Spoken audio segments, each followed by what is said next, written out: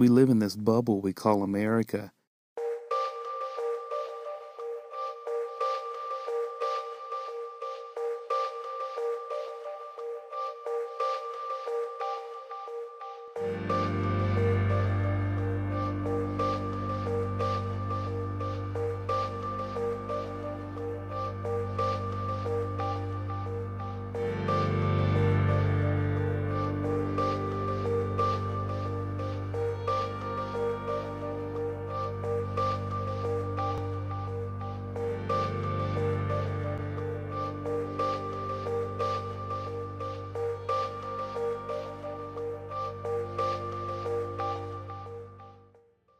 M25 stands for Matthew chapter 25, verses 31 through 46, where Jesus is separating the sheep from the goats. And he says, whatever you did to the least of these, you also did for me. And in that passage, he talks about feeding the hungry, clothing the poor, visiting the sick. And those are all things that are secondary to our main goal, which is evangelism and spreading the gospel and fulfilling the Great Commission.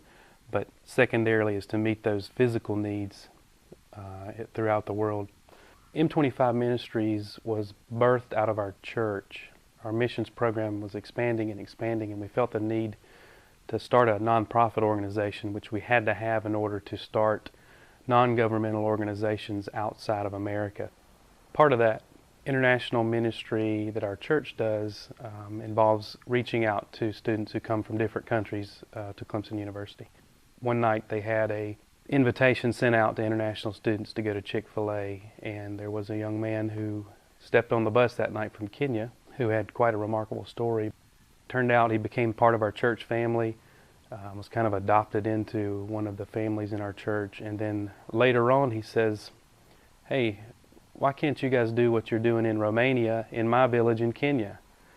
And immediately we knew that was the thing we should be doing. So right now we're in kind of a holding point for a lot of the things going to Romania or Kenya.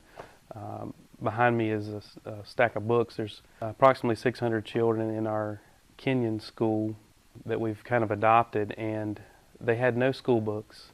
So behind me we have a donated pile of books. It just turned out that God made it 600 books for about 600 children. We went to the kindergarten teacher in the school in Kenya and said, "What's one thing we could bring you from America that would help you teach your students?" And I thought, maybe some textbooks or paper or something material. And her answer was a Bible. And that shocked me. One time I went through my house and I wondered how many Bibles I had that had been sitting unread. And we had 16 Bibles in the house. And I thought, here's a classroom full of children and generations of classrooms full of children who have not had access to the Bible. But I have 16 of them sitting on the shelf at my house, many collecting dust. Another time I wondered how many pairs of shoes do we have in our home.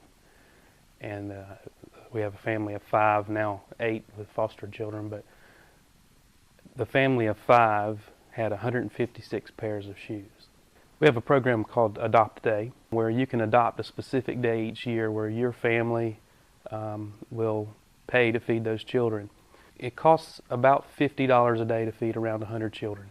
If you estimate one pair of shoes feeds 100 children, I have to think about things when I buy them now in numbers of children it costs. So if I go to the store and I want to buy a pair of shoes for $50, I think, okay, $50 pair of shoes or 100 children with a meal. These children often go without food for the entire day. And it's really hard to learn on an empty stomach. So we thought, why not feed these children? So we started a feeding program where the kids get a serving of rice and beans and sometimes corn. And it's a really hefty serving of food. It's funny to watch these kids leave with their hands above their head because their bellies are so full they can't breathe. But these children, while they're at the feeding program, they receive a meal, but also our pastor preaches messages to them and gives them Bible stories and lessons. And now the parents are starting to ask this question: who are these people, and why are they feeding my children? And when our people on the ground there say, this is started by a ministry and they're starting a church, the people say, well, I want to be a part of that church. So it's been amazing to see how the feeding program has opened the doors to share the gospel in the homes.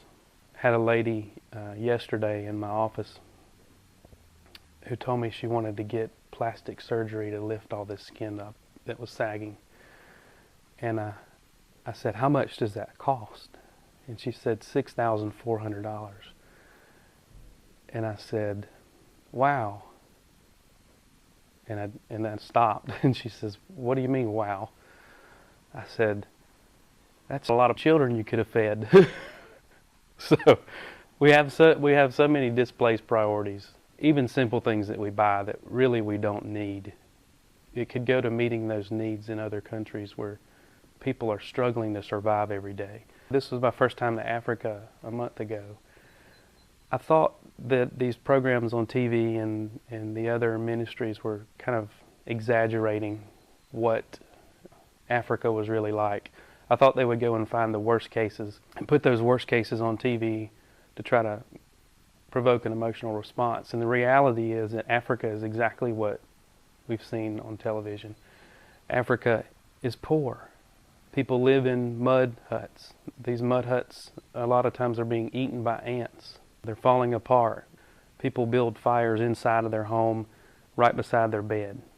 Many families have these 20-liter containers that they go and they fill them up in the pond, and a lot of times you'll see 7, 8-year-old children carrying 20 liters of water on their head, headed back home. And it's muddy water. It's just like what we have a pond here in America. People are hungry.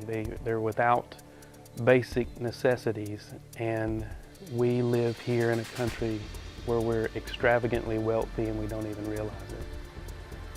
So once you've seen it in person, you can't deny it, and you have to do something about it. You're compelled as a Christian to act. Kenya missions is not for sissies. You will be hungry, you will be hot, you will be thirsty, you will probably get dehydrated, you will sleep on the ground or with chickens or with cows. It's not a safari, it's not a luxury trip, there's no luxury hotel. You can live in this country and go about life like nothing is going on in the rest of the world that needs attention, or you can die to yourself and your selfishness and your pursuit of the American dream and your pursuit of the world, and you can do something about it. I really don't believe that God made too many needs and not enough resources to meet those needs. It's just that we're lazy. American Christians have to get up off of the couch and out from in front of the television and do something about what's going on in the world. We live in this little bubble in America where we know that outside of this country there's great physical need. There's starvation and disease and many, many other human atrocities going on. We know that that exists. But once you've seen it, you have to do something about it. And I know it's difficult when you haven't seen it to be compelled to act. But at some point, you have to realize that this is real. And even though you haven't done a mission trip to a third world country, you're equally responsible for taking care of those needs. So I ask, what are you going to do about it?